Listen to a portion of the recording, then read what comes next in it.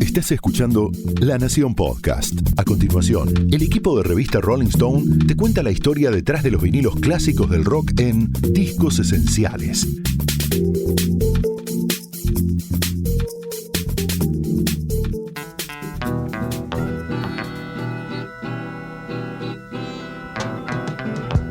Esto es Discos Esenciales, el podcast de la revista Rolling Stone dedicado a reescuchar los discos más importantes en la historia del rock. Y en este nuevo episodio vamos a saldar una deuda también esencial: abordar por primera vez en todo el ciclo la historia de un disco de reggae. Vamos a hablar en esta ocasión de Catch a Fire, el quinto LP de Bob Marley and the Wailers, editado en abril de 1973, es decir, que este año cumple precisamente medio siglo de vida y medio siglo de profunda influencia en la cultura popular, como la mayor parte de la obra de Bob Marley. No sun will shine in my day today. No sun will shine. The high yellow moon won't come out to play. Won't come out to play. I said darkness, darkness has covered my life. And has changed, and has changed. Oh, where is this love to be found? Oh, someone tell me please, oh, sweet love. En cada episodio de Discos Esenciales suele acompañarlos un seleccionado de invitados especiales, entre músicos, periodistas y melómanos en general, que nos acompañan a reescuchar estos discos. Pero en esta oportunidad vamos a conversar sobre Catch a Fire, sobre reggae y sobre Jamaica, exclusivamente con Néstor Ramhack, cantante de la banda bonaerense Non Palidece, una de las voces referentes del reggae en castellano. Toda una controversia, nadie tiene control con lo que se expresa. Tu acción, una reacción, es el impacto de nuestra evolución, núcleo de la nueva generación, oxígeno en tiempo de liberación, flujo de energía, proyección, hagan correr la voz. Reggae en el universo, corran la voz, todos quieren saberlo, da para tu corazón. Non Palidece viene de cumplir nada menos que 25 años de carrera y de celebrarlo de la mejor manera imaginable, grabando su próximo disco en la tierra prometida, Jamaica, por supuesto, visitando allá en el proceso algunos lugares clave en la historia de este género musical y en la vida de Marley, entre otros sitios el mismo estudio donde los Wailers registraron gran parte de lo que sería Catch a Fire.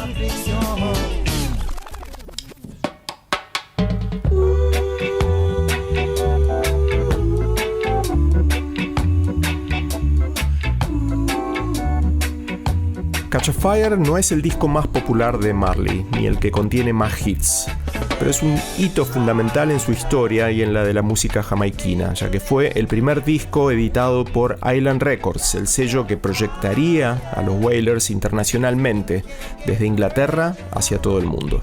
Con Catch a Fire nace el Bob Marley fenómeno mundial, es decir, que es, por ejemplo, una de las razones por la que estamos hablando de Marley aquí y ahora en Argentina.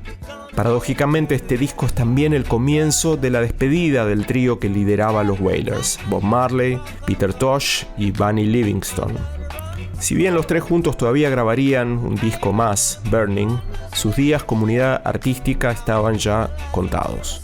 La formación que grabó Catch a Fire consistía entonces en Bob Marley en guitarra y voz, Peter Tosh también en guitarra y voz más algunos teclados, Bunny Wailer en voces y percusión, Aston Family Man Barrett en bajo y Carlton Barrett en batería.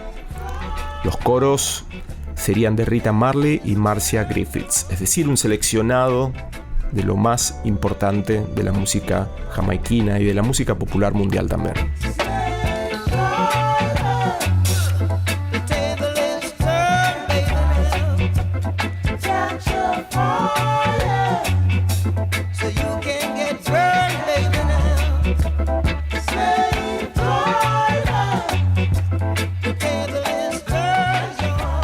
Mencionamos antes a Island Records, era el sello discográfico fundado por Chris Blackwell, un jamaiquino blanco de una familia adinerada de la isla, pero ahora ya radicado en Inglaterra, y que sería fundamental en la proyección internacional del reggae.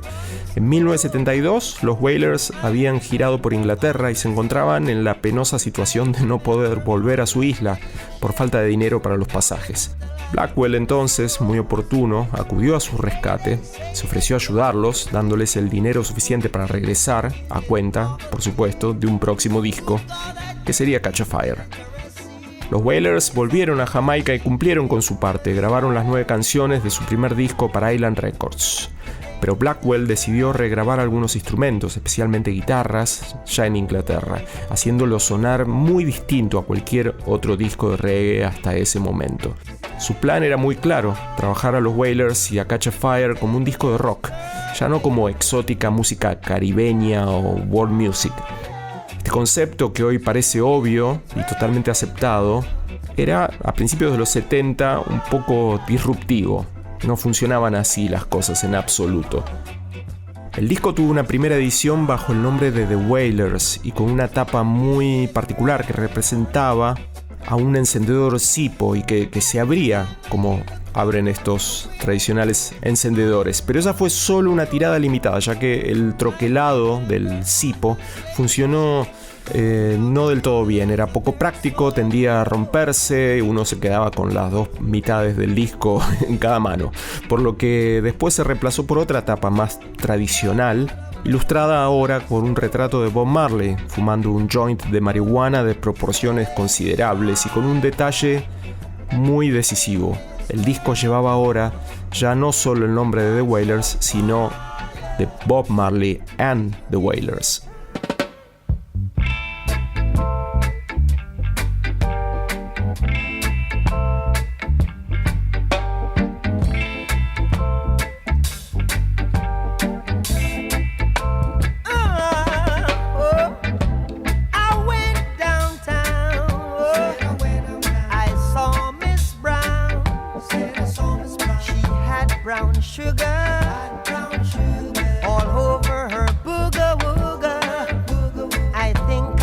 Join the fun, but I had to hit and run. See, I just can't settle down in a kinky part of town. Right on, don't you know I've got to, oh baby. Right on, see, I just can't settle down. Oh, I'm a leaving town. Kinky reggae, take me away. Como para toda la escena de reggae argentina, latinoamericana y también mundial, Bob Marley es el referente para Non Palidece. Así que es muy oportuno contar en este episodio con Néstor, su cantante. Gracias por compartir este rato con Discos Esenciales. Bueno, muchísimas gracias por la invitación y por hacer este recorrido histórico por uno de los discos que sin duda nos marcó como oyentes y también como incipientes músicos. Y empezar también con el tiempo a llegar a información, a descubrir qué había pasado con ese disco, ¿no? Uno a priori siempre pensaba que se grababa en Jamaica, eran músicos jamaiquinos, y después se empezó a descubrir la historia de que Blackwell lo tuneó un poquito, un poco la estrategia de él o lo que él veía en esa banda, que después terminó siendo Bob Marley and the Wailers, inclusive cambiando la tapa por un tema de costos y quién terminó grabando solos de guitarras, y hay algunas anécdotas inclusive muy interesantes de un instrumentista de Hammond, que no recuerdo el nombre, pero que declaraba en su momento que le costaba muchísimo tocar lo que le decía a Marley que tenía que tocar, al punto de que le mutearon el bajo porque ese aire o esa cómo acentúa el reggae, muy diferente al rock, no lo dejaba tocar a tempo, si se quiere. Y que Marley le explicaba de manera percusiva cómo tenía que golpear las teclas en lo que conocemos por ahí, en el kukaku, ¿no? O el bubble que le dicen los jamaiquinos. Todas anécdotas muy interesantes detrás de un disco que es fundacional y súper contundente, vigente, con un sonido. Cuando también te vas hacia atrás y decís, en el 72 lo grabaron y yo grabo discos actualmente, y si bien ahí obviamente tiene un sonido muy diferente al actual, pero la calidad con la que está grabada las voces, por ejemplo, las armonías, todo lo que es la parte del low, del bajo, ¿no? Del bombo y la batería, que es algo que nos ha costado mucho a nosotros trabajar. El sonido de Catch a Fire es despojado, austero, por momentos casi rural, donde no suena una base rítmica intensa, como en otros discos de reggae posteriores, incluso de los propios Wailers, sino un grupo compacto en estado contemplativo, con una cadencia en general lenta y una instrumentación sencilla, sin el mayor despliegue de vientos, de coros y de teclados de los siguientes trabajos. Roger Stephens es un gran historiador del reggae, quizás el mayor historiador y especialista en reggae mundial, y es autor de Algo que contar, una completísima y muy autorizada biografía de Bob Marley. En ese libro, Bunny Wailer recuerda así la grabación del quinto disco de los Wailers. Dice Bunny Wailer: estuvimos ensayando duro como 10 días, luego nos metimos en los Dynamic Sounds, el viejo West Indie Studio, con Carlton en la mesa y con su joven ayudante Carl Peterson. Comenzamos empleando los mismos instrumentos de los ensayos, unos cacharros casi para el desguace. Pero a veces un instrumento viejo te daba un sonido que no podías conseguir con nada nuevo, y por eso Catch a Fire tiene ese sonido que ya no se encuentra en ningún otro disco de los Wailers. Eso fue por las circunstancias de la grabación, con instrumentos a los que tenías que aporrear para que volvieran a funcionar. Y además, Family Man era una especie de genio para sacarles partido a cachivaches electrónicos que cualquiera hubiera tirado directamente a la basura. Family Man se llevaba todos esos cachivaches, los recomponía y empezaba a sonar o a salir cosas de ellos que no ibas a encontrar jamás en las tiendas. Te podías comprar un equipo nuevo, que no le ibas a sacar un sonido así. Era una especie de genio loco porque jamás había ido a ninguna clase de electrónica ni nada. Sabía ajustar el bajo para que todo saliera limpio, sin mezclar luego mucho, y así no tenías que pasarlo por un montón de ecualización. En términos de evolución de la música jamaiquina, Catch a Fire es un testimonio de la última etapa de ese paso del rocksteady, que dominó la segunda mitad de los 60 en Jamaica, hacia el reggae, como lo conoceríamos ya en los años 70 y 80. El cambio ese de tempo que viene del escapas al rocksteady, pero en el reggae se acentúa mucho ese cambio de tempo que baja radicalmente, el ska, una música de salón, más parecida como esas big bands que quizás ellos aceptan y declaran que escuchaban en las radios locales, cosas que agarraban, sintonizaban estaciones de radio del sur de Estados Unidos y escuchaban cosas como Fats Domino o Ray Charles, y de repente el ska tenía esa cosa de big band, ¿no? y de bailable. Pero el reggae, y después que pasa a través del rocksteady, el reggae baja el tempo totalmente, ¿no? Recogiendo el guante esto que decís de que lo estaban creando en el momento.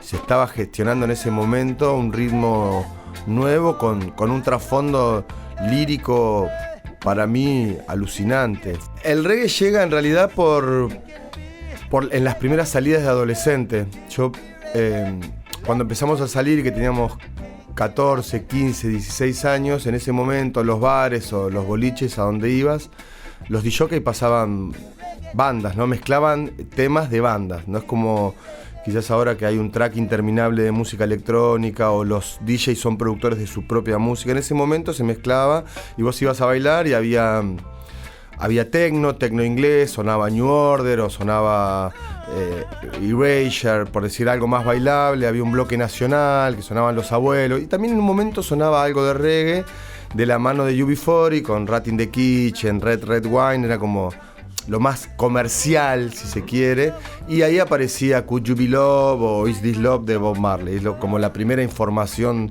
de reggae. Eso trajo aparejado empezar a investigar un poquito, y Marley venía agarrado de Tosh y Bunny Wailer, y ahí empezamos a descubrir un poquito más el reggae. Pero lo terminé, y sí, estoy hablando de esto entre el 90 y el 93 quizás, ¿no? Para ubicarlo en una línea de tiempo. Y a partir de eso empezar a tratar de encontrar otros artistas o más de esos artistas, más de Marley, ¿no? En un momento donde nos grabábamos de caseta a caseta, tengo esto, eran verdaderos tesoros poder.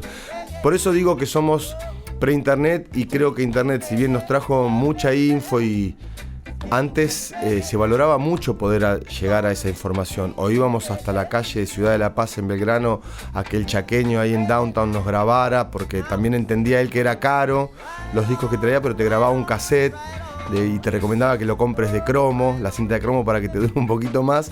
Y entonces por ahí te grababa algo de Don Carlos. Irrumpió Tower Records, que tenía una filial ahí en Cabildo y Juramento, con una batea de reggae muy interesante.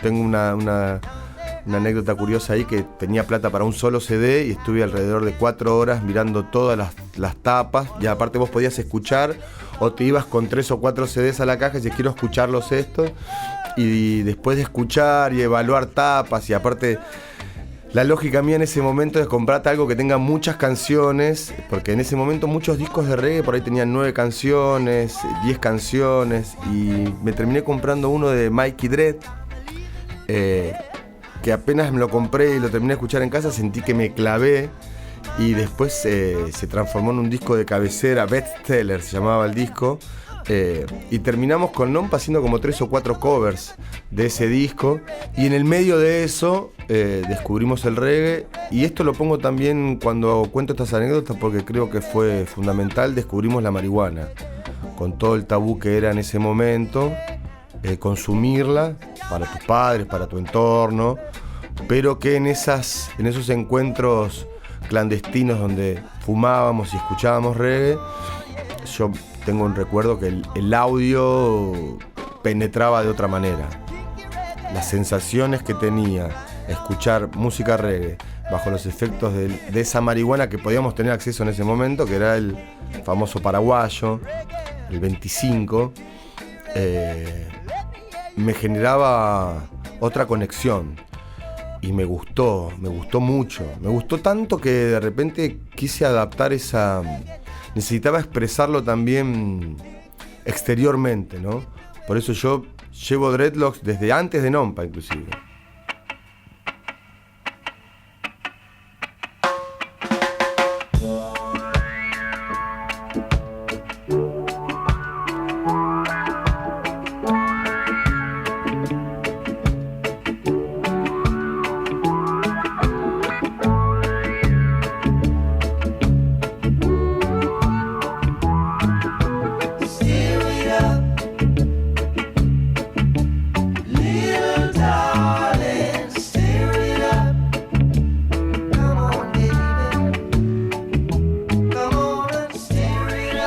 Fire no es un disco de hits, es una colección de canciones sobrias, no precisamente festivas, pero contiene sí Stir It Up, uno de los tracks más populares de Bob Marley, en parte porque es el único de Catch a Fire que forma parte de Legend, el compilado de Marley editado en los 80, también por Island Records, y que es, por lejos, el disco de reggae más popular de la historia.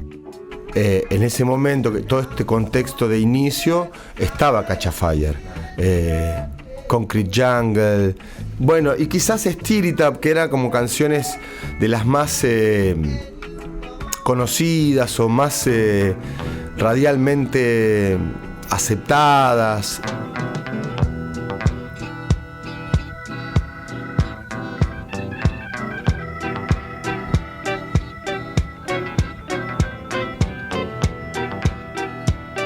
Y también nos llamaba la atención cuando mirábamos esos videos que había solos o había partes instrumentales que no se estaban sucediendo en el video. Después nos llega la información que el solo de Concrete Jungle lo graba un fulano en Inglaterra por sugerencia de Blackwell para darle un tinte, porque la estrategia de Blackwell era presentarlo como un grupo de rock negro, y dentro de esa estrategia lo que marcaba el rock eran los solos de guitarra.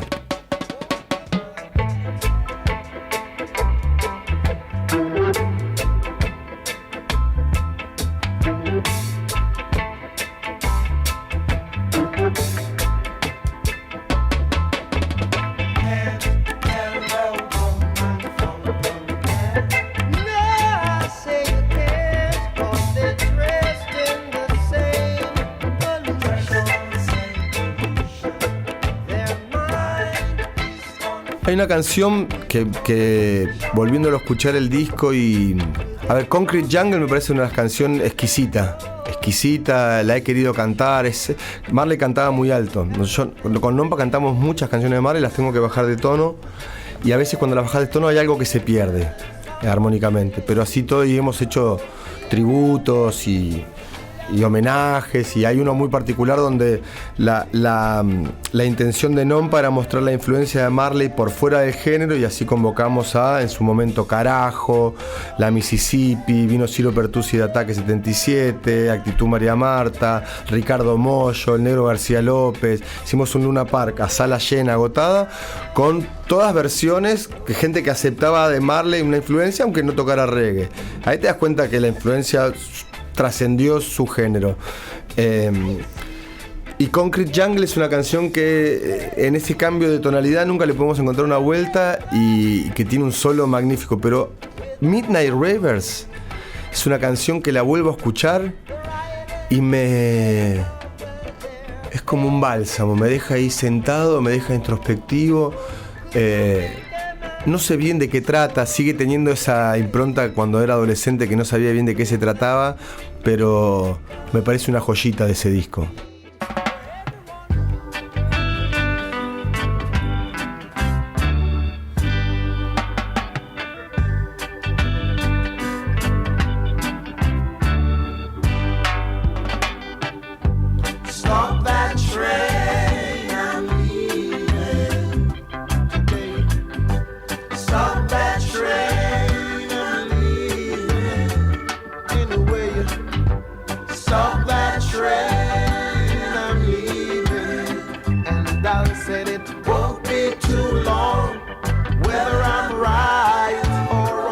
Como dijimos antes, Catch a Fire no es el último disco de los Wailers, pero sí marca el declive en la relación entre el trío de Bob Marley, Bunny Wailer y Peter Tosh. De sus 9 canciones, 7 son composiciones de Bob y solo 2 son de Tosh: Stop That Train y 400 Years. Que lo lleva también a separarse. Ahí te das cuenta o pones en contexto la visión o la perseverancia que tenía Bob con respecto al proyecto, y quizás no tanto Bunny Wailer, que bueno, la anécdota es que extrañaba la marihuana jamaiquina, o que no le gustaba estar tanto tiempo fuera de su Jamaica natal, y además no ganar dinero. No, como él que veía, supongo yo, ¿no? Que veía las salas que estaban llenas, o que veía mucha gente a verlos, y de repente las pagas eran muy magras, y sumado a que no la estaba pasando bien. Leí algo también que estaba tanto Bunny como Peter estaban como muy enfocados en una dieta y todo el trasfondo que tiene la cultura Rastafari a través de esa cultura, y la música, son cosas diferentes, ¿no? El Ital Vital, que es su modo de comida, y todo lo que la isla por ahí le generaba una contención que, estando girando por Inglaterra o Estados Unidos, no la tenían. Y en países por ahí con otro nivel de consumo, supongo que se sentirían muy incómodos con eso, al nivel de yo me vuelvo. A mí Peter y Bunny siempre estuvieron bajo la sombra. Para cómo me influenció el pequeño Bob, digo porque Peter Tosh le sacaba por lo menos 3 cabezas, y otra negrura. Peter Tosh, la imagen que me llegaba a mí de él era más serio todavía, más adusto que Marley. Y siempre lo que iba leyendo es que era un excelente cantante, que tocaba muy bien la guitarra, que componía muy bien. Y ahí te das cuenta que son personalidades muy fuertes, desde lo compositivo, desde lo musical, en algún punto, salvo contadas excepciones, cuando en un solo proyecto encontrás varias cabezas compositivas tan fuertes, en algún momento se genera algún cortocircuito. Claramente Peter Tosh tenía como una revolución más clara y más contestataria. Si bien Marley para mí siempre la tuvo, supo coquetear un poco con esas canciones que podrían ser calificadas como canciones de amor, pero que le permitieron llevar su proyecto a otro nivel, ¿no?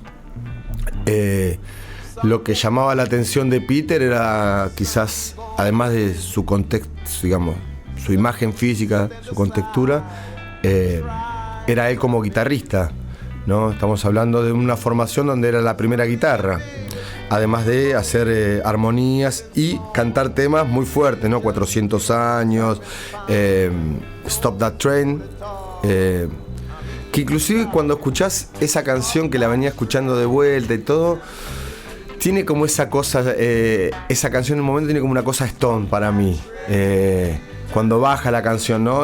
Salvo el estribillo que se pone con ese sonido tan clásico, el ida y vuelta. Son personalidades que vos decías, tranquilamente podrían haber sido gángsters o los punteros políticos de aquella época que repartían y generaban conflictos armados. No, terminaron armando una banda, transformando todo ese presente y todo ese bagaje que estoy poniendo en contexto en canciones. Eso me pareció muy inspirador. Y obviamente ahí entra también, ¿no? Peter Tosh y Bunny Wilder.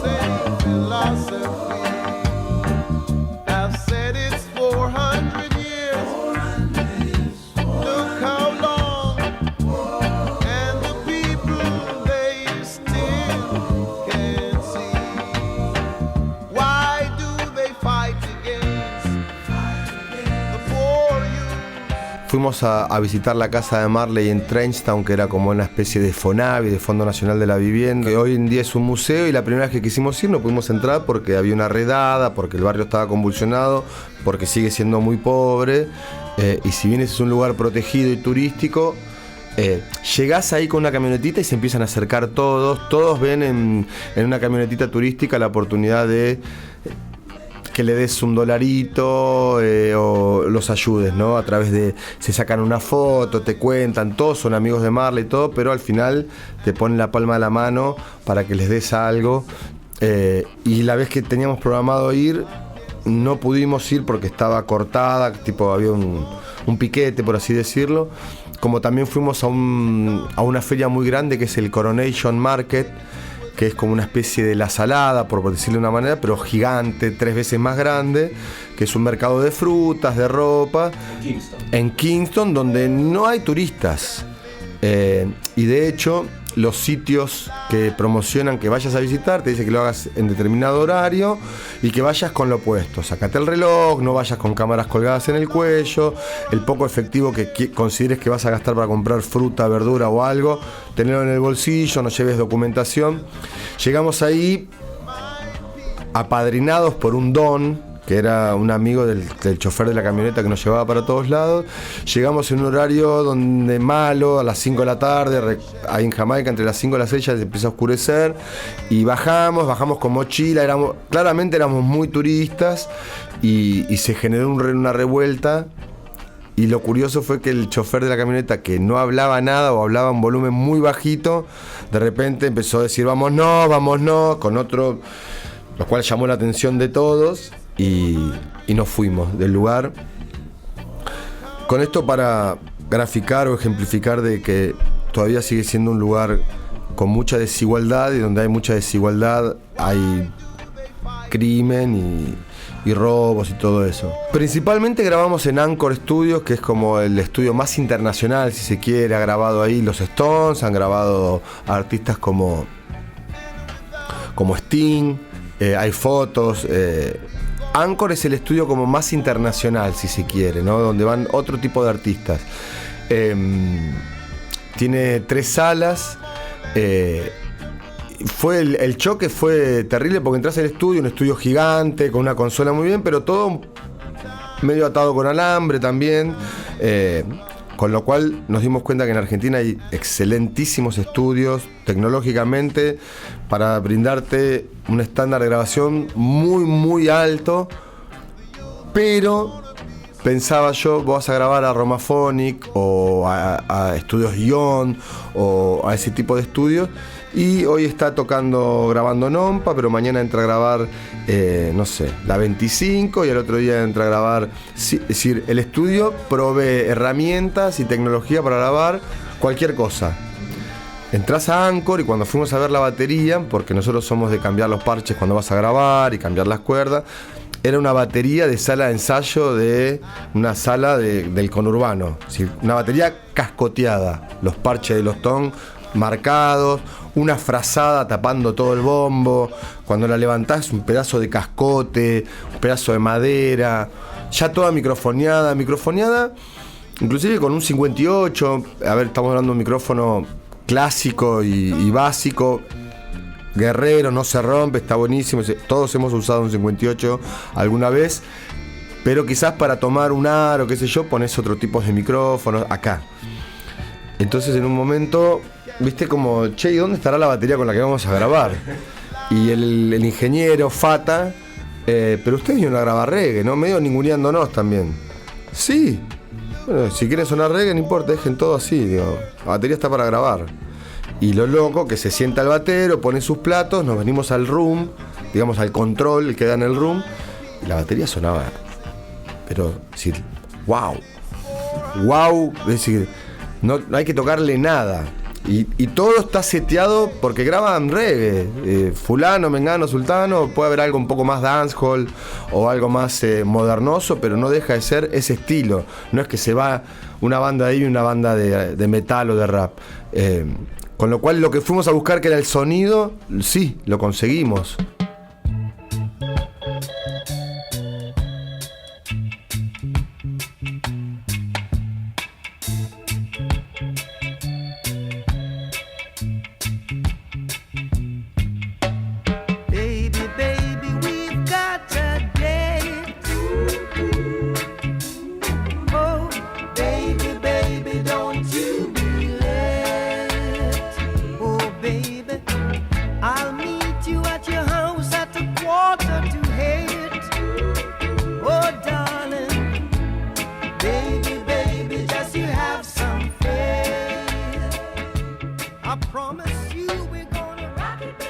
Grabamos gran parte del disco y algunos overdubs en Harry J. Harry J está igual. Solo que la entrada, que era la entrada principal por la casa, ahora son oficinas. Entrás por el costado y sufrió una pequeña modificación lo que es el control room. Lo achicaron un poquito, está más modernizado, todos graban con Pro Tools y, obviamente, pero no es el mismo Harry J. Pero vos entrás y sigue estando esa pintada. De hecho, el video del nuevo de Reggae Universo empieza con un plano donde está Marley, está Dennis Brown, está Bunny, esa pared que la vimos y sigue pintada inclusive con el paso del tiempo. Y eso es Harry J. Eso es Harry J, que lo maneja la hija de Harry J. Que es divina, que es súper atenta. Yo porque estuve repasando un poquito la historia de Catch a Fire y se graban 3 o 4 estudios. Catch a Fire, uno de ellos de Harry J. De hecho, cuando nosotros hablamos de Tuff Gong, Brins me dice, pero ni Marley grababa en Tuff Gong. Claro. Hoy en día es un museo y después está también el Tuff Gong, que es una fábrica donde se fabricaban también los simples y los discos. Es una fábrica hoy en día donde además está el estudio, donde además graban los hermanos Marley, graban ahí. Es una sala grande. Muy grande. Sí, muy grande, suena bárbaro también, es eso. El ingeniero, si pones, ahí vino a grabar Sly Dunbar. Y sí, la batería estaba armada, le agregó un tom o le puso otros tones porque Sly tiene ese palo, se trajo sus platos y grabamos ahí y sonaba bárbaro. Y el hotel era eso, una casa, terminaba siendo una casa y estaba muy cerca de la casa museo. De hecho fuimos caminando. Lo cual era una zona de Kingston bastante acomodada, no.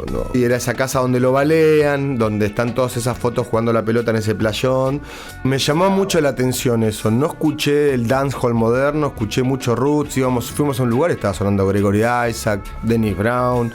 Los taxis que me subí para hacer trayectos cortos estaban sonando clásicos y remeras sí, y pintadas sí. Hay mucho, por ejemplo, como graffiti O vas a un mercado que fuimos y tiene una pared gigante y está pintado y está la cara de Marley por todos lados. Por todos lados. Sí, es una marca registrada muy fuerte, lo vi y pensé que iba a escuchar algo mucho más modernoso, más dancehall, más...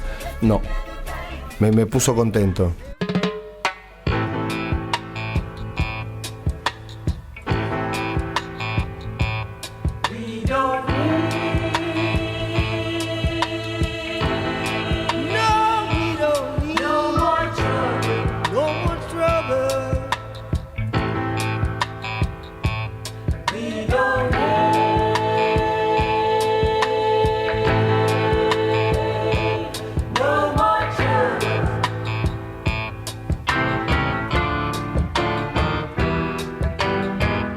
Creo fuertemente que el contexto te condiciona, ¿no?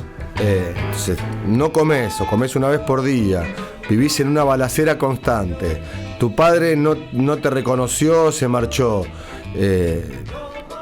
todo es vivís en una casillita porque él nació en Saint-Ain, una casilla más chica que este cuarto donde estamos hablando ahora. Y así todo tuviste la capacidad de transformar todo eso en esas canciones. Bueno, hermano, sos, digamos, no por nada también se lo ha asignado como uno de los cantantes más influyentes de la historia de la música. Y aparte es un disco muy bisagra para él porque en un momento empieza el disco siendo los Wailers y en un momento muta la tapa por una cuestión de costos y termina estando él solo en la tapa y ya pasa a ser Bob Marley and the Wailers, siendo que en su génesis no era así. Así que es un disco bisagra que recomendado para todos los amantes del reggae y los que no, vayan a buscarlo porque es una joyita. Además, ancla en el año en que se hizo y uno se ubica. Yo no había nacido, por ejemplo. ¿En qué año naciste? El 74. Entonces digo, puta, este disco, Y uno siempre señala a Inglaterra como la cuna del rock y de la gran música porque salieron todas las bandas de todos los estilos. No había ese tipo de música en Inglaterra. Jamaica, siendo una isla tan pobre, con un género que gracias a Bob Marley terminó siendo posiblemente uno de los más influyentes, y el dub, que es un subgénero del reggae, ha sido posiblemente uno de los pilares de la música electrónica y de esta composición de la remezcla de lo que hoy conocemos como eso. Entonces, dicho esto, una isla pobre, tirada en el Caribe, en la década del 70, que haya logrado tener ese impacto global en la música a través de un artista que llenaba estadios en Alemania, en Francia, en España, y que lo querían chicanear con preguntas, y hay extractos de videos como por ejemplo, ¿eres rico? Y la lucidez de, ¿para qué te referís con la riqueza? Si tenés mucha plata, ¿eso es ser rico? Porque uno puede tener la guardia baja y en una nota quiere ser a veces condescendiente y de repente, por no confrontar o algo, da respuesta que quizás... Y él estaba muy atento, era una persona que estaba en guardia todo el tiempo, mentalmente. Esos extractos de las notas yo lo pondría en las escuelas.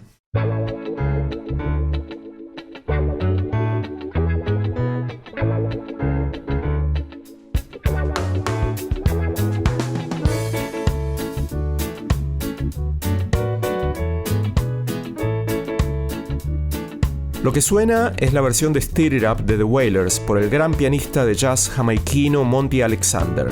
Y esto fue Discos Esenciales, el podcast de la revista Rolling Stone, con producción de Fernando Fratantoni, edición de Leo Fernández y relatos de Daniel Flores. En las plataformas habituales y en las webs de Rolling Stone y de La Nación podés encontrar episodios anteriores como este, pero sobre discos esenciales de Red Hot Chili Peppers, David Bowie, Talking Heads, Ramones, Led Zeppelin, Green Day y muchos más.